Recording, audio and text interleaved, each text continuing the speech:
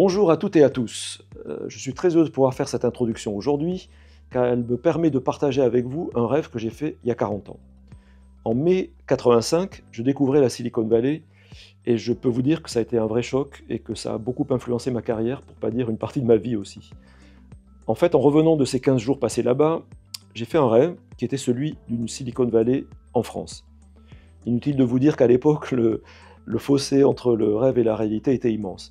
Néanmoins, 20 ans plus tard, donc il y a 20 ans aujourd'hui, quand Aerospace Valley a été créé, ne serait-ce que par le nom, ça fait résonner en moi ce vieux rêve.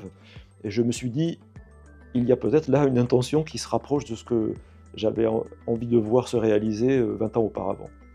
Et en fait, quand je regarde ce qui s'est passé depuis 20 ans, ne serait-ce que la création de cet écosystème sur nos territoires, le poids aussi que Aerospace Valley représente dorénavant dans le monde de l'aéronautique et du spatial, et le nombre de startups aussi qui se sont créées toutes ces dernières années, je me dis que là, ça commence à de plus en plus ressembler quand même à ce modèle que j'avais en tête il y a 40 ans.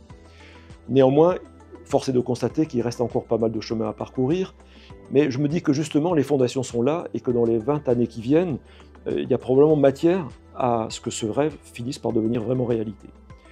Si je regarde les quelques conditions qui me paraissent nécessaires pour y arriver, je commencerai par le nerf de la guerre, les financements, car il est évident qu'aujourd'hui la Silicon Valley n'existerait pas si elle n'avait pas eu derrière elle à la fois une puissance publique et une puissance privée très forte pour la financer. Je prends juste, pour ce qui est de la puissance publique, l'exemple de la DARPA, à travers laquelle la défense, le DoD américain, a énormément soutenu tout ce qui s'est passé dans la Silicon Valley depuis plusieurs décennies.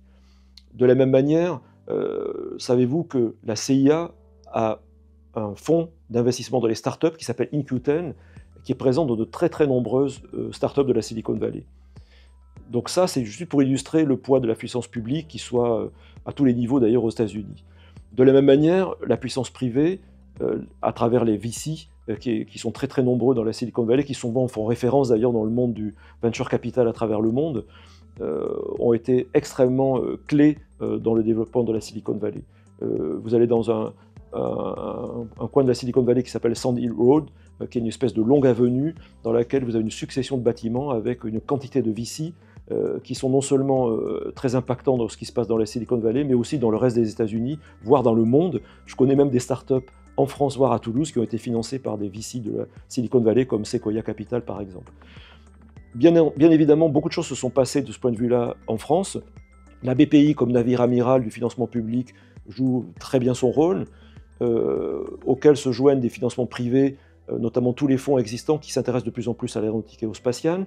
Il y a même des fonds spécialisés comme Expansion, le fonds de Charles Beck-Bédé, et des réseaux de business angels, et notamment celui que j'ai le plaisir de présider, Aerospace Angels, qui a été créé il y a 2 ans pour ne s'occuper que des startups françaises de l'aéronautique et du spatial.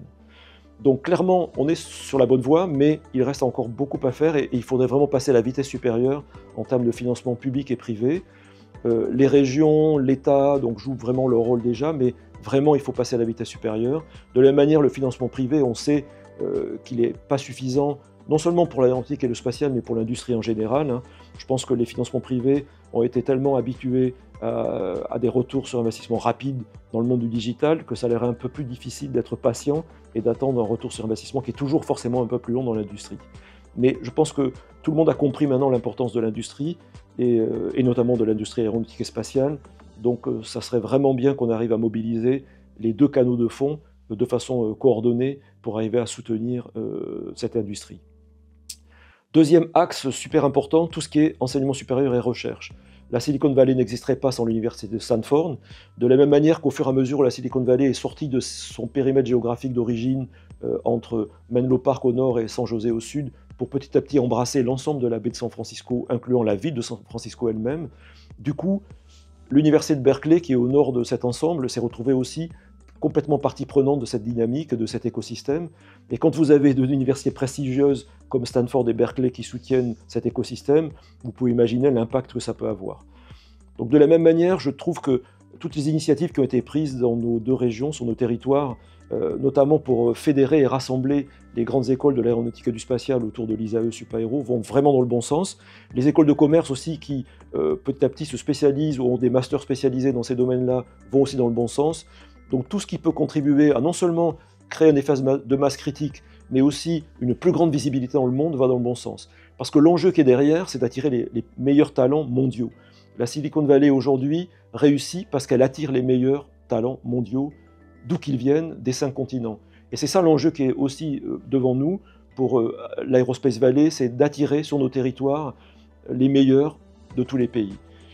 Donc à titre d'exemple, quand vous voyez la dynamique aujourd'hui d'un pays comme l'Inde et le nombre d'ingénieurs de très haut niveau qui sont diplômés de ce pays-là, je trouve qu'on aurait tout intérêt à plus développer, il en existe déjà, mais encore plus développer les relations entre nos territoires, l'Aerospace Valley et l'Inde. Mais évidemment avec l'ensemble des pays du monde entier. Et puis troisième axe très important qui relève un peu plus du soft power, si je puis dire, l'aspect culturel. Tout ce qui est relatif à l'esprit d'entreprise, à l'ouverture, qui est aussi un élément clé du succès de la Silicon Valley, qui était un peu moins peut-être dans les gènes de nous autres, Français et Européens, que dans ceux des Américains. Mais on voit bien que petit à petit, ça se développe beaucoup plus fortement chez nous.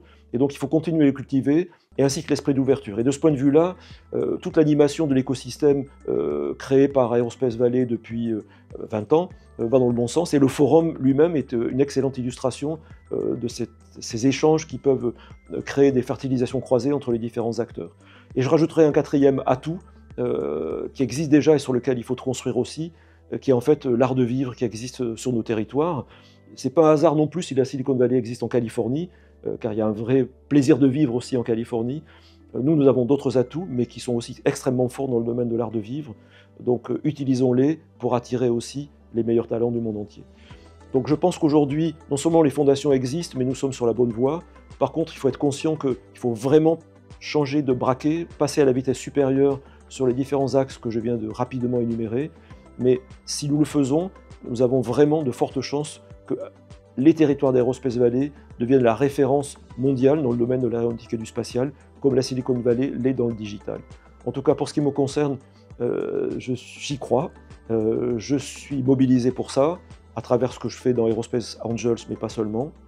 J'espère que nous serons de plus en plus nombreux dans ce sens-là, et en tout cas, Aerospace Valley est vraiment le bon moteur pour nous y entraîner. À bientôt, profitez bien du forum,